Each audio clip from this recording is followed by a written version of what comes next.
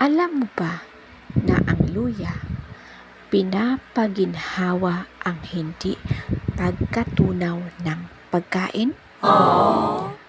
Kung nabubuhay ka na may talamak na hindi pagkatunaw ng pagkain na tinatawag ding dyspepsia, maaaring magdulot ng kaunting ginhawa ang luya. Wow!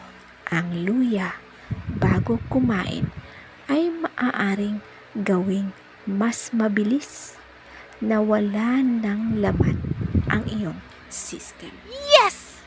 Na nag-iiwan ng mas kaunting oras para umupo ang pagkain at magdulot ng mga problema. Oh no! Ang itim na paminta ay isa sa mga pinakasikat na pampalasa sa mundo at may kahanga-hangang benepisyo sa katawan.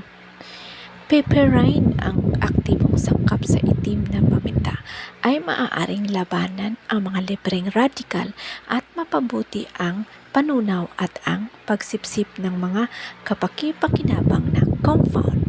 Ang itim na paminta ay karaniwang itinuturing na ligtas sa pagluluto at biglang pandagdag, ngunit maaaring makabuluhang tumaas ang pagsipsip ng ilang gamot at dapat gamitin ng may pag-iingat sa mga kasong ito.